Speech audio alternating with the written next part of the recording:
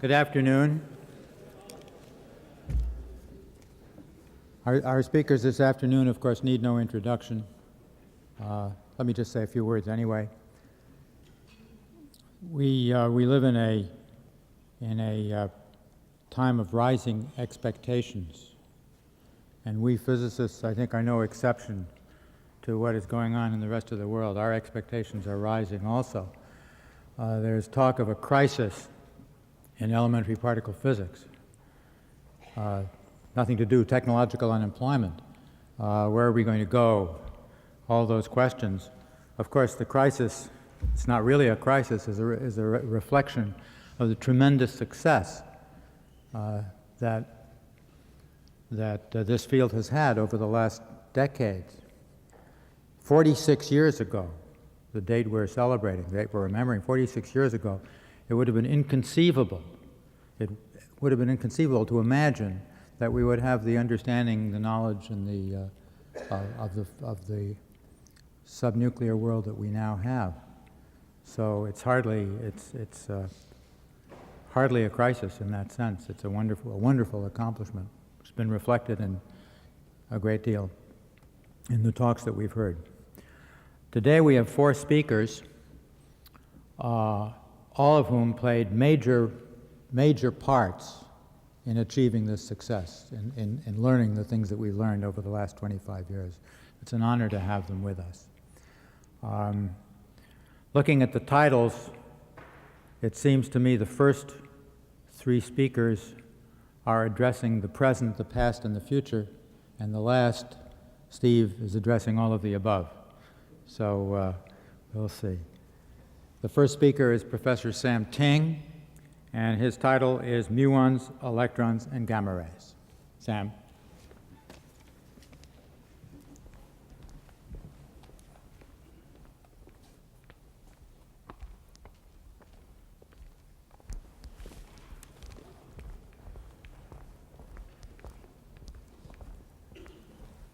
It's 25 years ago, Ricky hired me.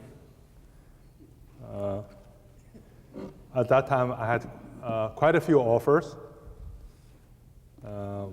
MIT was the only offer without tenure. But nevertheless, I sensed their great freedom and for research, and therefore I decided to come here. In any case, I did not really understand what tenure was in any case. What I would like to do today, in order not to waste your time, is to describe a little bit the things Professor Becker, Professor Ming Chen, and others have been doing together with me on physics of electrons, muons, and photons. The first period covers from 65 to 72 in the Deutsches Elektron synchrotron in Hamburg. My personal interest in this field comes from, in 65, reading a paper when I was at Columbia by Francis Lowe, whom I did not know at that time, on the possibility of an excited electron go to E gamma. And that paper fascinated me a great deal. As you all know, the physics of the electron positron, in fact, Lou Osborne said this morning, already since 48, 49, and 50s, through the work of Deutsch and Kindle and others, we have the simplest electron-positron collider, and that is a positronium. In 1964, there was experiment shows electrodynamics was violated. The experiment that was carried out was the photon production of electron-positron pair in the field of Coulomb nucleus, where you have a momentum transfer, so-called Bettel-Heitler pair, of momentum transfer of 1 GeV, and therefore you probe the electron propagator to 10 to the minus 14 centimeter. That experiment shows a violation of electrodynamics as a function of the E plus E minus invariant mass. Together with Professor Becker, we built a spectrometer which has magnet and detectors. The detectors defines the aperture, not the magnet, and also 2 sets of Cherenkov counters and separated by a magnet, so the knock-on electron from the first one does not enter the second one, and also electron are measured twice, once with the shower, another time with the electron beam, with Cherenkov counter. This is the picture of the first spectrometer we made, and this person is Stuart Smith, who is now the head of the physics department at Princeton University. The measurement from us shows we had a small disagreement with early measurement. In other words, we agreed with the prediction of electrodynamics and accepted the mass of rho and mass of phi, and we see a deviation. This deviation comes from the fact that photon has changed itself to a rho, go back to a photon, go to electron-positron pair. Indeed, at that time, there were a family of 3 vector mesons have the same quantum number as a photon, except it has a mass not equal to 0, which I will call heavy photons. At that time, most of the people would discuss the vector dominance model, and I see Bernie Margolis is here. They did a lot of work on this. And one can then relate the current with the quantities from contribution from rho, from omega, from phi. In this spirit, photon production of vector meson will be diffractive in nature. And this is the article of or data taken from Scientific American shows photon production of pi plus pi minus mass as function of angle. The yield peaks at the rho and peaks more forward at heavy nuclei, like the classical diffracting scattering. Analysis of this can be carried out in the following way. You have a photon with a coupling constant, let's say gamma v squared or 4 pi, and go into the nucleus and go back to pi pair or k pairs. And so this rate, therefore, is the quantity of the vector meson nuclear cross-section, nuclear density, and the coupling. If you take the ratio, the coupling disappears. It's a measurement of radius and vector meson nuclear cross-section. The first thing we measured was the Wood-Saxon potential, and I see Dave Saxon's here, and this is a very accurate measurement of the Saxon-Wood potential across all the nuclei, and the accuracy is 1.12 plus minus 0.02 to a to the 1/3. Once you have measured that, you can also look a vector meson decays to a photon and decay to E plus E minus, in which case you have 2 coupling. One, photon go to vector meson with the mass of the photon, and here with the mass of the rho. And the question, therefore, are they 2 coupling constants the same?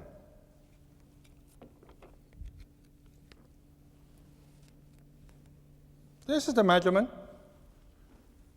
of a photon go to E plus E minus, photon go to rho, goes to a photon, go to E plus E minus. Clearly, because the final states are the same, they have interference. Indeed, you see the interference. Interference is a measurement of this coupling constant, also the production phase. The results of this series of experiments shows the coupling constant at the mass of the vector meson from rho to E plus E minus is 0.5, and from diffractive scattering, where the photon mass is 0, is also 0.5. And furthermore, the rho nucleon cross-section, like pi nucleon cross-section, at that time there was a theory by Dar and Weisskopf, I don't hope Vicky still remember, and shows they are the same. and the more important, the coupling constant is independent of the photon mass. At that time, there was a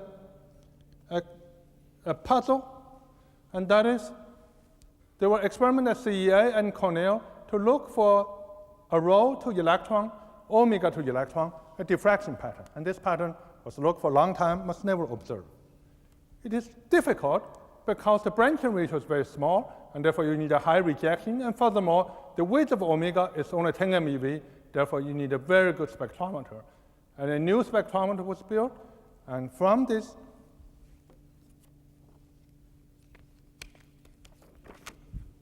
one indeed observe E plus E minus mass spectrum is not only rho, but a sharp peak from rho omega interference. You can look the vector meson photon analogy once more. But notice a rho goes to 2 pi, a omega goes to 3 pi, therefore they do not interfere. But an omega can go to a photon, photon can go to a rho, rho go to 2 pi, and therefore there must be an omega go to 2 pi. And this indeed was looked, and I think at that time the most famous upper limit was set by Jack Steinberger and Gunther Lugins. And we have looked, indeed, with a good spectrometer, if you do it very precisely, you see on hydrogen, on carbon, on lead, the red spectrum is with rho alone.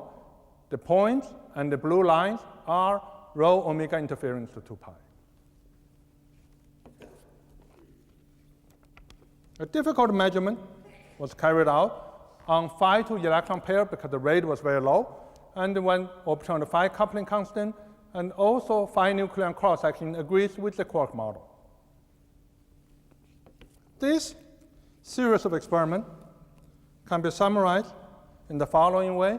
And so at that time, the so-called Weinberg's first sum rule, which is the partial width of rho, partial width of omega, partial width of phi, must have a triangular relation. And this is the phi measurement, omega measurement, and the red line, the rho measurement. Indeed, the measurement agrees with the Weinberg's sum rule.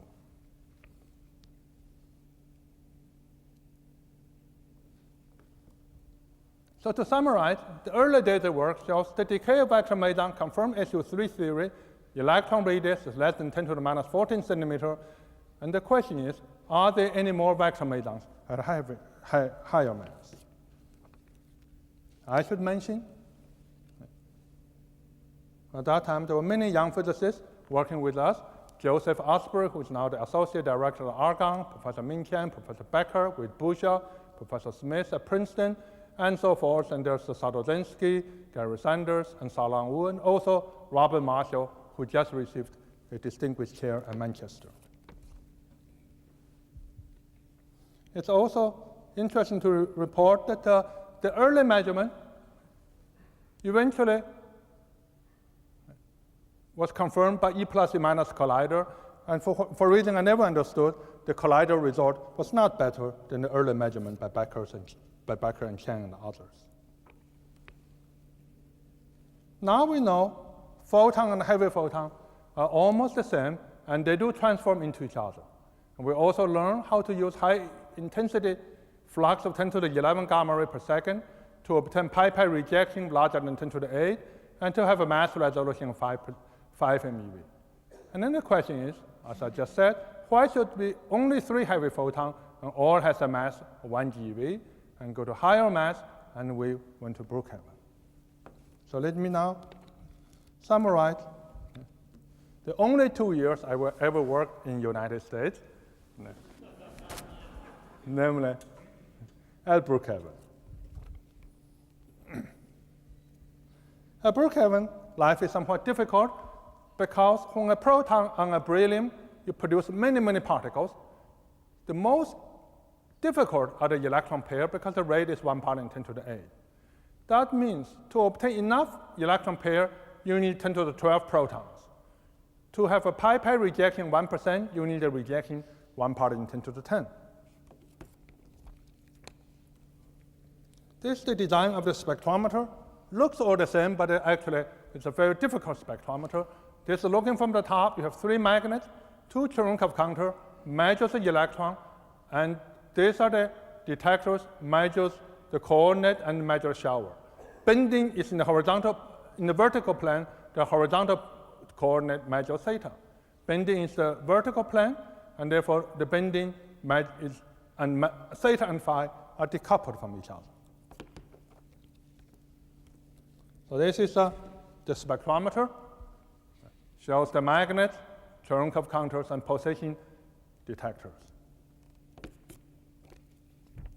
The target was arranged in a helium bag, and they're separated by 7.5 centimeter with 1.8 millimeter beryllium, and it's done in such a way so that the signal can be traced from one point, the background from two different points can be rejected. The magnet was measured with a three-dimensional Hall probe, 100,000 points. Those days there were no computer, and they were mostly done by hand.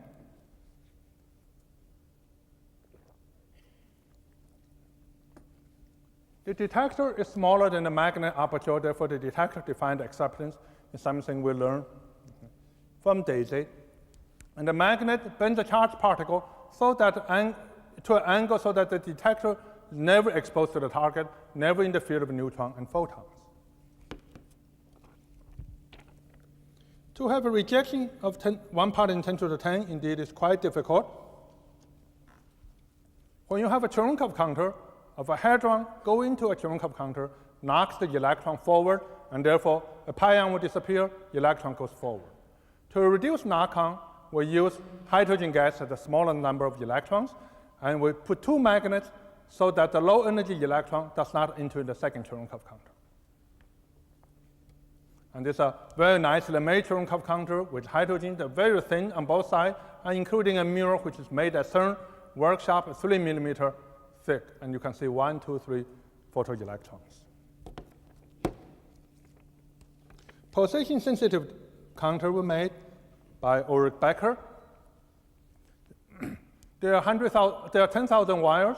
None of them are broke during the experiment. Resolution is 1 millimeter.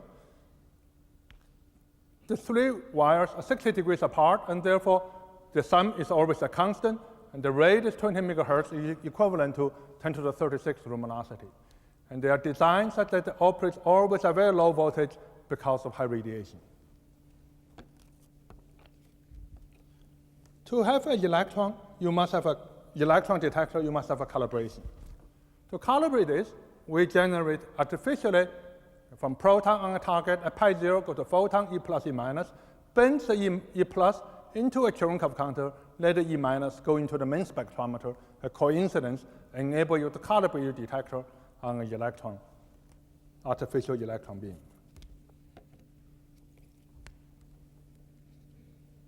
Because you need the 10 to the 12 protons and you have a 10% target, and therefore 10 to the 12 particles are produced. To stop photons, electrons, and muons, we used 5 tons of uranium, 100 tons of lead. And to stop the pion, kaon, and so forth, we used 10,000 tons of concrete, so generously lent to us by Karl Strauss from CEA. And soft neutrons are still left all over, and we managed to convince Martin Deutsch, who was the laboratory nuclear science director, to buy 5 tons of soap to stop soft neutrons.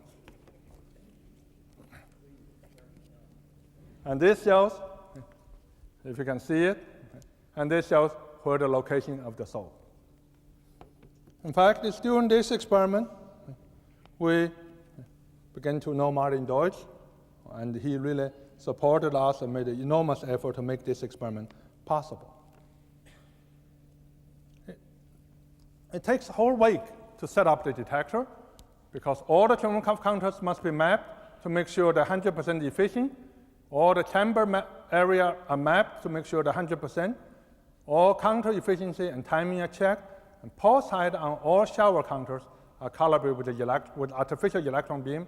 All voltage are checked every 30 minutes. All magnets are reversed once a day, mainly because you want the rejection of 1 part in 10 to the 10, a mass resolution of 1 part in 1,000.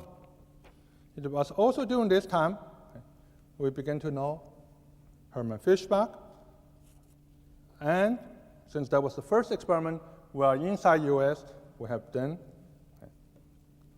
close interaction with the laboratory of nuclear science, and particularly Dr. Fred Epley. And I have benefited enormously from these three gentlemen.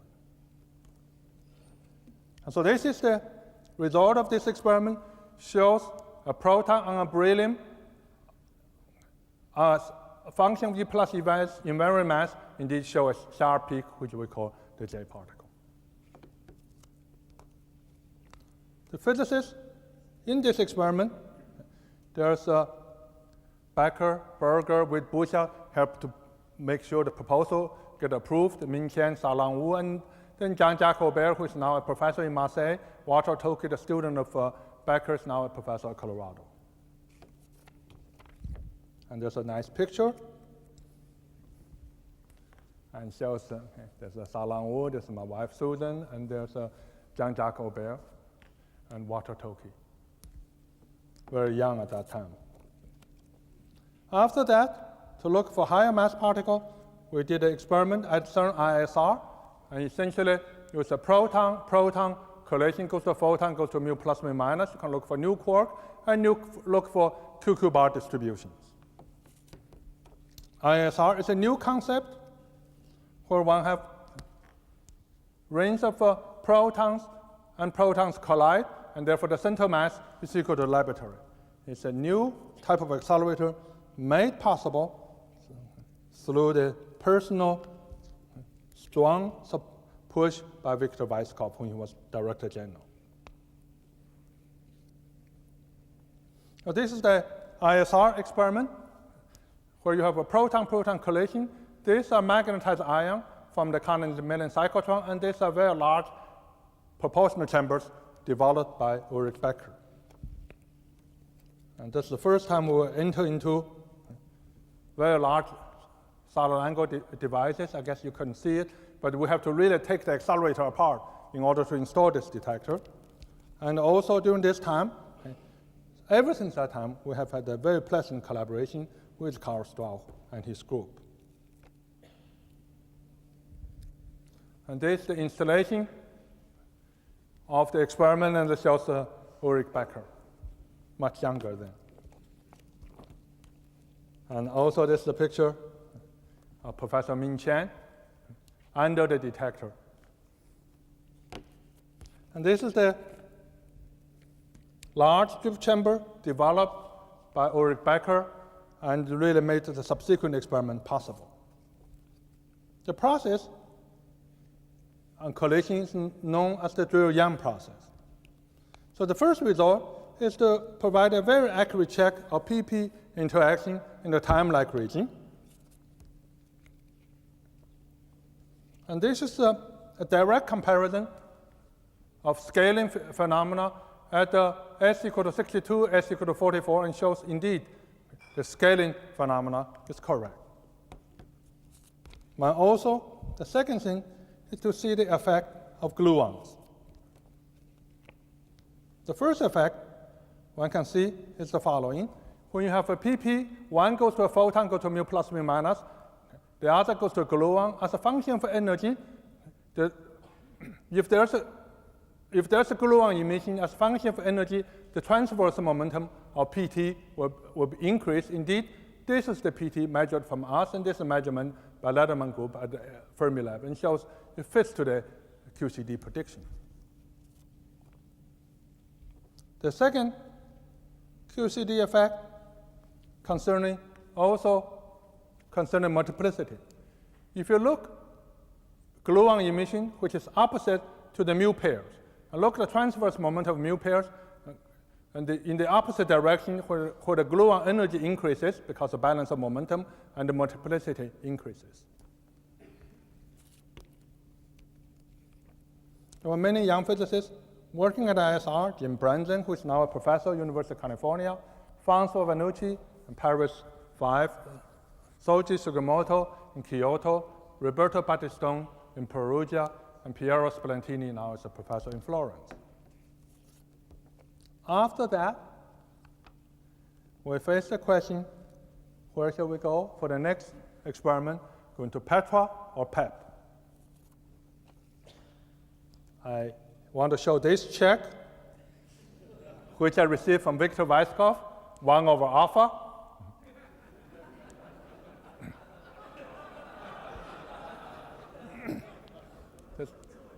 The last bet as to who is first, Petra or Pep. Vicky, I still have this check. No. Now, Petra, you have a 24 GeV E plus, 24 GeV E minus, goes to a photon and go to quarks and electrons. Petra is a accelerator which has 4 places: tassel, Mark J, jade, and Pluto, and cello, 4 detectors. The Mark J detector is a very simple detector. Basically, it's a calorimeter, a 4-pi calorimeter, measure hadrons, measure muons, measure electrons, and photons. So this is the Mark J detector,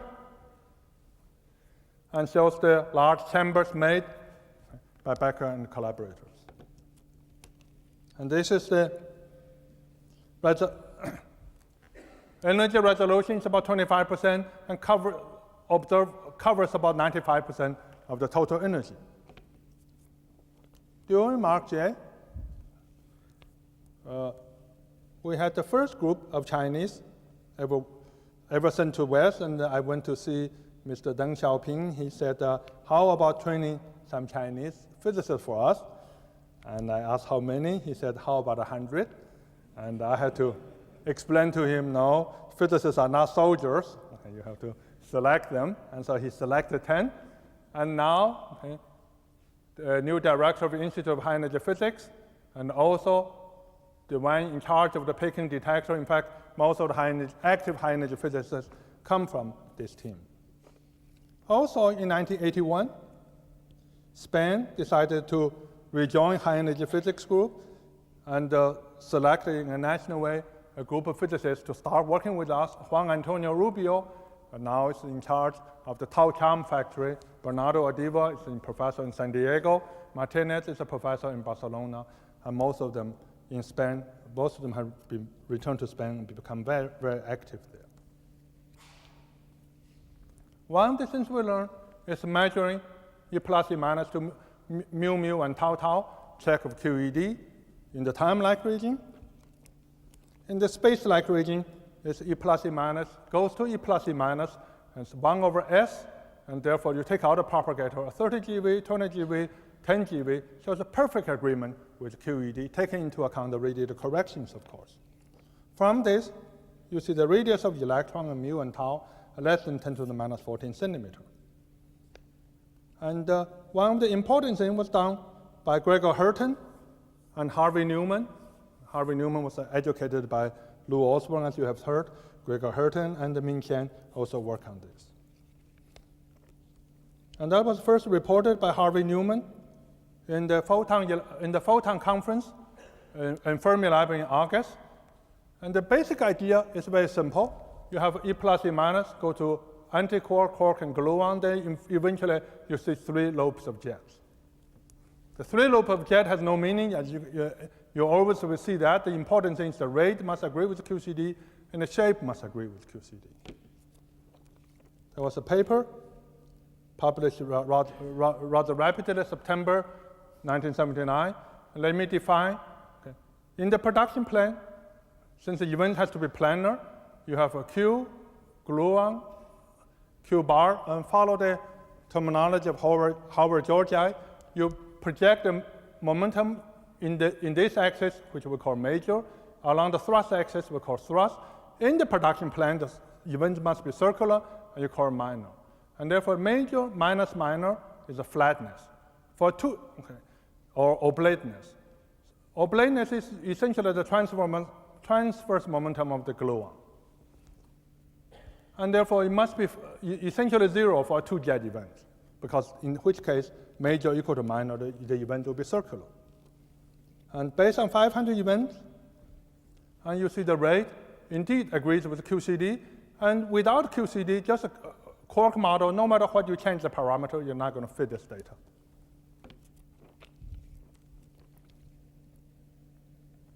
And this is in the production plane, perpendicular to the production plane, the shape also agrees with QCD. Shape agree with QCD is very important because there are many models essentially produce 3 jets. And these are the data, and this is the QCD, this is the phase space distribution, and this is the QQ bar distribution. Phase space, of course, also produce 3 jet patterns. Indeed, with the increasing of oblateness or the transverse momentum of gluon, you can see gradually, with increasing, you begin to see the gluon jet. When the transverse momentum of gluon is very small, you have no fragmentation, and gradually you have a small jet, eventually you have a full 3 jet. I mention this because you will always see 3 jet events. And this is a 3 jet event, and this is a flat event at 12 GeV, but this event can be completely explained by a QQ bar model without gluons. Indeed, before we published our result, there was an earlier result by Tasso, by Paul Surdin, and which says they indeed have found 5 flat events where the QCD predict 9. And they said, if the theory is correct, we must soon confirm this result with higher statistics and with much more improved evidence. And there's an article by Gloria Lupkin. I see her here, and describing the support of QCD and gluons. And this is the data from Mark J. And there, it said fairly clearly, with time, people tend to forget who discovered what.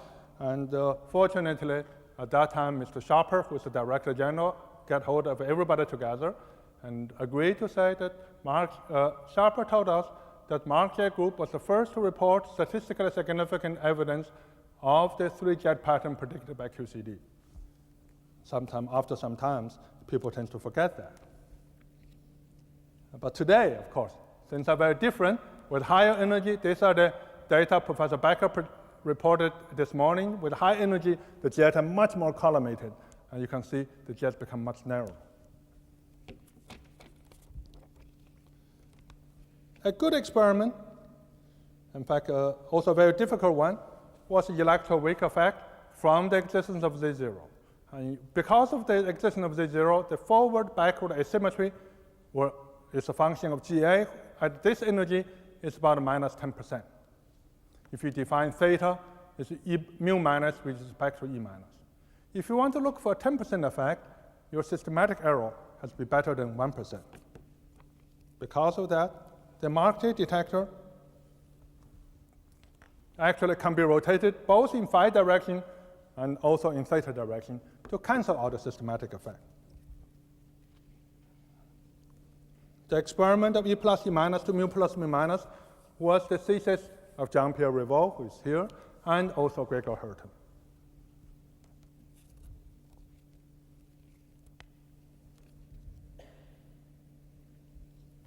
And this is the measurement of E plus E minus to mu plus mu minus. This is 1 year before the discovery of Z and W.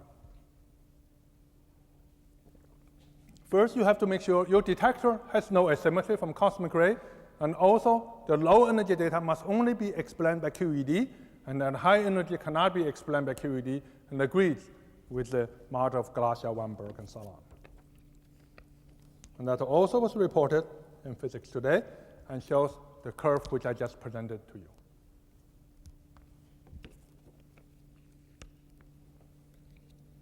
Indeed, we were able to manage to measure the asymmetry as function of energy, of course, over a very limited energy region, but nevertheless agrees with the standard model. And I think this was originally the work of Ming Qian. And with this very crude data, we were able to set a range of GV and GA. Together with the neutrino data, we set the GV-GA range in this region. Today, Ulrich Becker's data shows now we're in this point.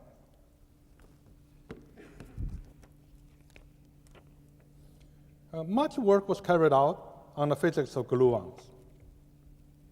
One of them is the determinant of the strong coupling constant. Strong coupling constant essentially is the rate of 3 jets with 2 jets, because in this case, you just measure this coupling. To first order, the strong coupling constant is 0.2. To complete second order, you have to take into account not only the standard QED graphs, but also the 3 gluon vertex. When you properly take into account all the second order diagrams, your data completely agrees with QCD prediction. This was the work mostly done by Ming Chen and Harvey Newman.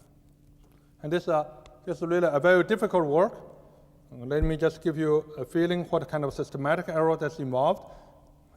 Using different fragmentation model, different detector parameter, gluon fragmentation function, cutoff energy, transverse momentum in the Feynman field model or in the string model, and the changes in the 0.01 level. And this is the difference in the change of the strong coupling constant as function of the cutoff in the energy in the proton level. And again, with difficult experiments, there's always disagreement. What is plotted in here, this curve comes from Professor Ming Chen, I believe originally, is alpha S as function of years. And this is the measurement by Ming Chen and Newman, and these are the measurement by other groups. And at the beginning, there were factor 2 difference. Unfortunately, after 86, now everybody agrees with each other. Let's say with him. We also look for new quarks. And new quarks can be looked by the so-called R. R is E plus E minus 2 hadron versus E plus E minus 2 mu. And they essentially measure quark charge. With different particles, you see sharp peaks and you see a shoulder. At those days,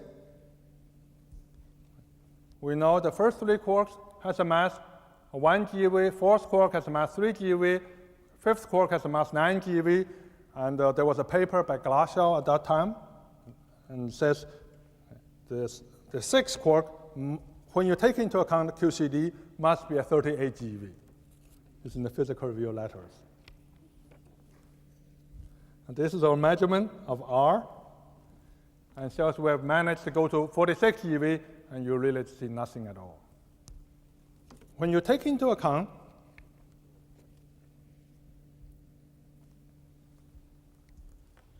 all the data, into account of electroweak effect and QCD corrections, and then you can set the size of the quark. And the size of the quark will be less than 10 to the minus 16 centimeters. We also look for many new particles, and none clearly was found. There were many young physicists working with us at that time. Albrecht Bohm, H.S. Chen, Mr. Zheng, who is now the new director in Peking, Peter Donkers, a professor at University of Amsterdam, Hertens at MIT, Jean-Pierre Rivaux and Weiss Lodge is also assistant professor here. This is a picture of the very small Mark J group.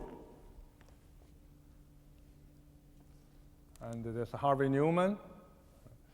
And let me see, there's Mr. Zheng, who's the new director. This is Peter Donker. This is Ming Chen. This is my wife, Susan.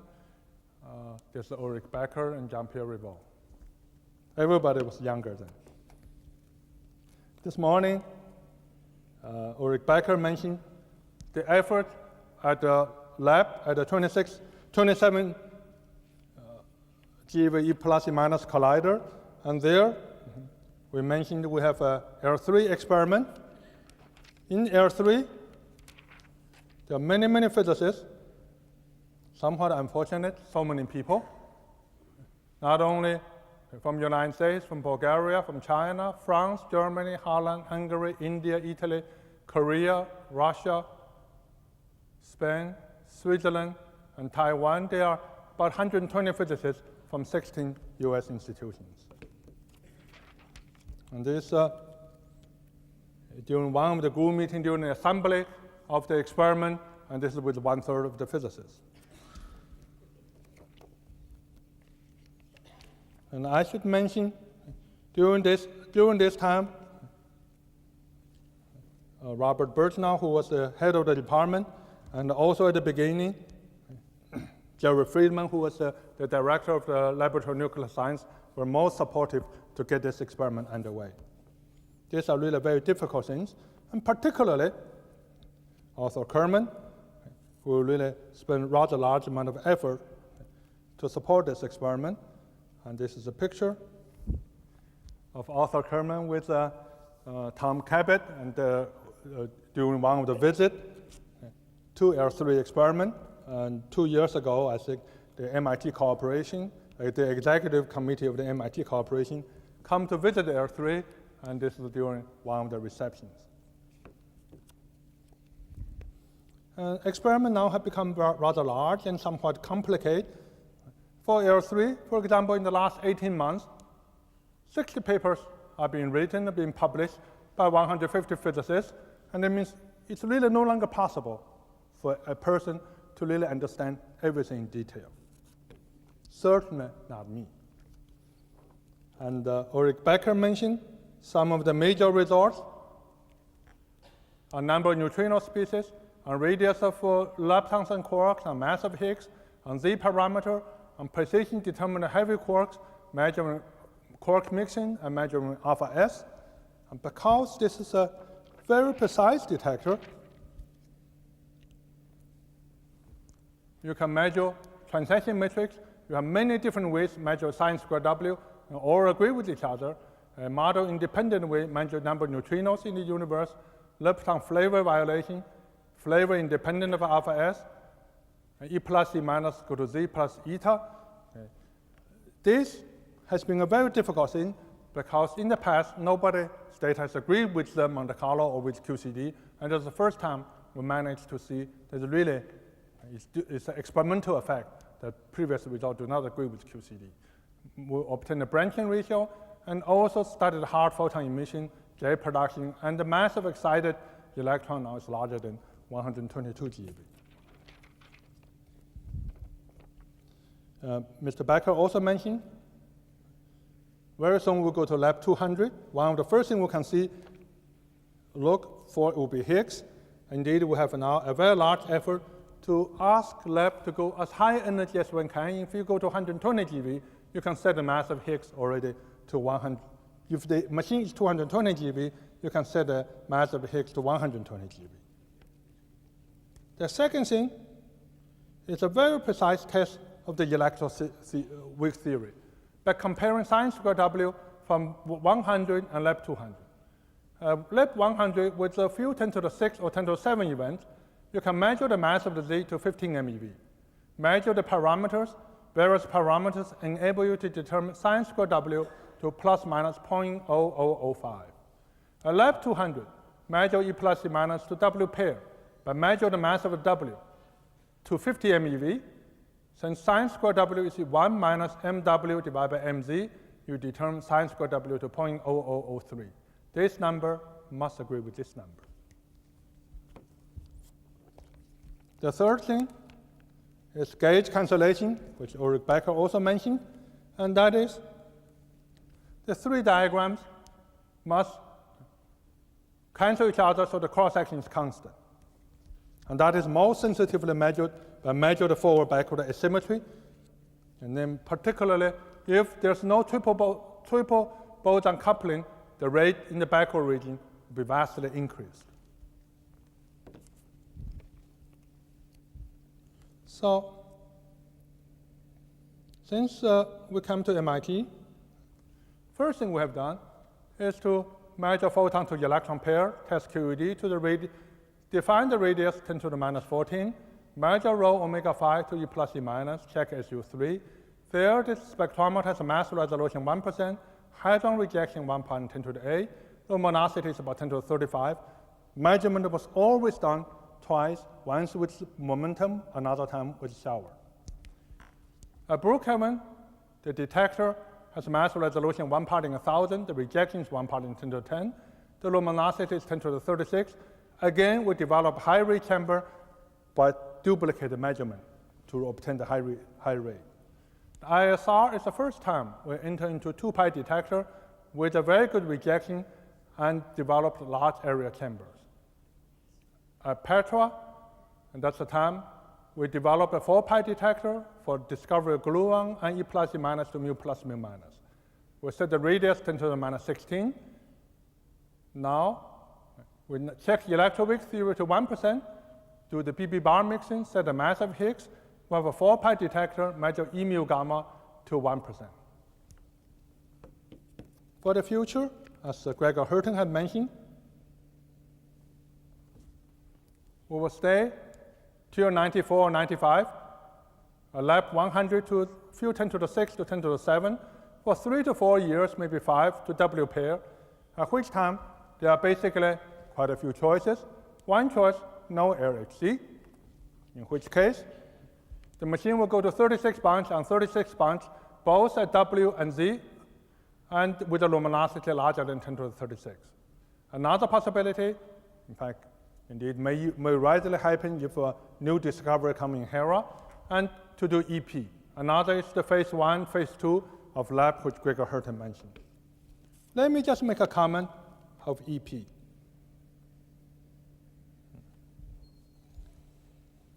In this century, since Rutherford, since Hofstadter, and Kendall, Friedman, Taylor, much work, much discovery has been made from EP. At LHC, with 0.06 TeV electron with 8 TeV proton with the luminosity 10 to the 32, since electron is stationary, and therefore electron goes everywhere, and with low luminosity, basically you do not need to make any modification of L3, but with the adding of a forward detector, measure protons. Compared to HERA, the center mass energy is factor 20 higher. And we have also looked into what the detector will look like for EP. Essentially the BGO vertex chamber, hadron calorimeter, muon chamber can be kept the same, except in the forward part for the proton, we add a proton calorimeter. Gregor mentioned if we go to LHC, there's a very simple design by adding a 6 Tesla coil and putting calorimeter and vertex chamber. In this way, because you have a 6 Tesla coil, what will happen is you will trap all the low energy particle and let them go forward and backward. Only muons go out into your detector. Another design is to measure electrons and photons very precisely by putting crystals very, very far away from the vertex. The basic idea is very simple.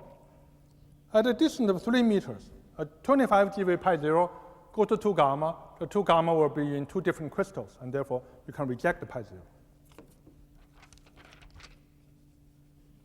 Well, I should mention, since there are many detectors now, we will proceed for L3 detector upgrade at PP or EP only if we have a unique design with unique resolution, unique design concept, not to the other general purpose detectors, and also a minimum cost. If we cannot achieve that, we probably will not proceed with this and we will do something else. I must mention that much of the result from our collaboration come from the instrumentation development, which is something Vicky always thinks is very, very important. I totally agree with him. And done by Ulrich Becker and collaborators. Since 74, he developed high-rate chambers. 76, large drift chamber. 79, drift tubes, now it's known as store tubes, originally developed by him. And 82 developed the L3 multi-sample and drift chambers. And now it's he has a continual effort for R&D.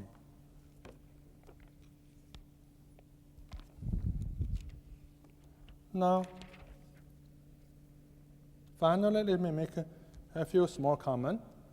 From my personal experience, when I first came to MIT, the group only had 4 people.